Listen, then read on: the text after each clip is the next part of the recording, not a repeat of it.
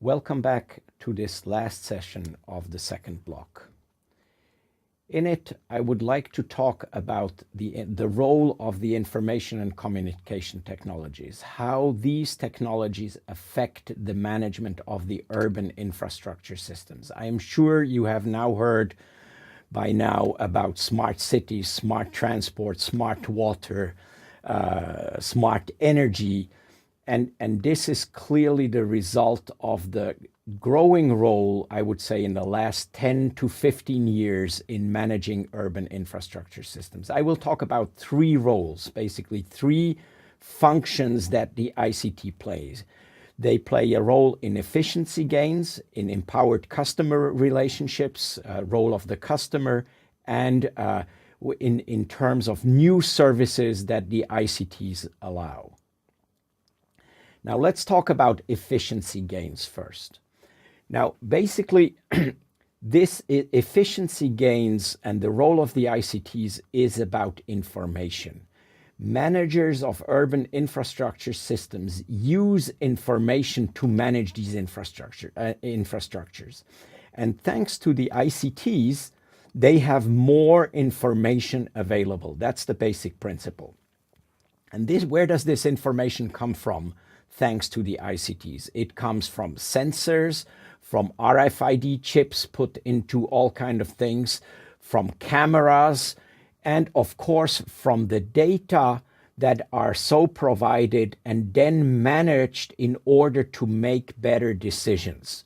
So basically, what do the ICTs do? They duplicate or mirror, as I call it, they mirror the physical infrastructure by way of a data infrastructure or data layer, if you want, and then the managers of urban infrastructure systems can take better decisions to operate their infrastructures, to maintain their infrastructures, and even to plan their infrastructures. Let me just give one example. You all know that the water pipes, the drinking water pipes or the sewerage pipes under the ground, they have leakages. We have huge leakages, but thanks to sensors, we can now locate these leakages much more precisely. And so we can intervene much more rapidly in a much more targeted way, not to create create at least less disturbances in the streets when we dig up the streets. And by that, the whole system can be managed in a much more efficient way than previously. This is the first role of the information communication technologies. The second role is about the customer. So we have now seen there is a data layer coming on top of the infrastructure layer or the infrastructure services layer. And the customers, they can take advantage of that. It's not only the managers that can use this information to improve the services, it's the customers that can use these data to better use the infrastructure, to better take advantage of the urban infrastructure, for example, by having real-time information about transport.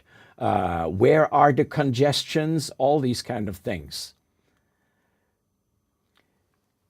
Let's talk about the third function is the new services that are being made possible thanks to this data layer.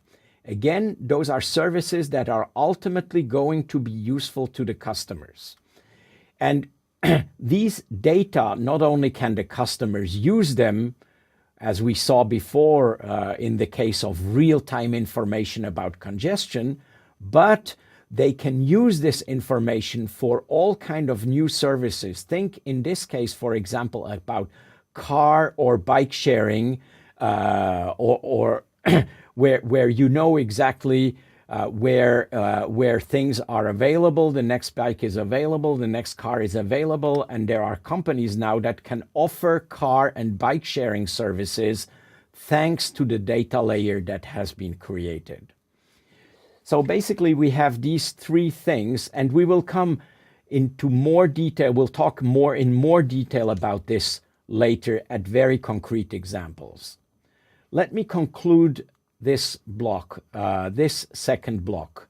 It has been quite a long block with quite a lot of information.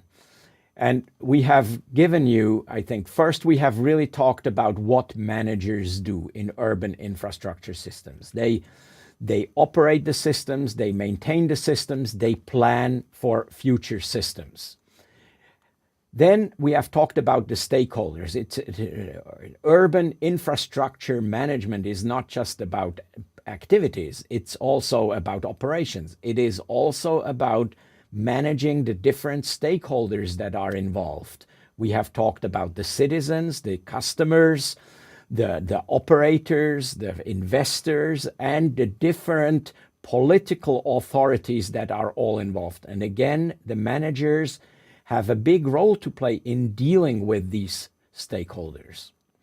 The third session was about the different dimensions. We have talked about the technical dimensions of managing infrastructures.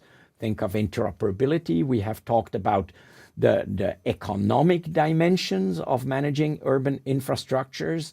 A lot of economic considerations here about the social dimensions, the environmental dimensions, and of course the jurisdictional dimensions and challenges these dimensions pose to the urban infrastructure managers. In the fourth session, we have talked about the different schools of thought. And basically, we showed you that there is sort of a public management school of thought, including new public management, and then sort of market-based school of thought, where the public-private partnerships is now the prevalent model. And just before, I have talked to you about the three different roles the ICTs are now increasingly playing in managing urban infrastructure systems. In the next two blocks, we will now go into detail and first talk about energy and then talk about transportation. And here again, we will see much more concretely how all these things play out, the management functions, the stakeholder functions, and of course, the role of the information and communication technologies. Stay tuned.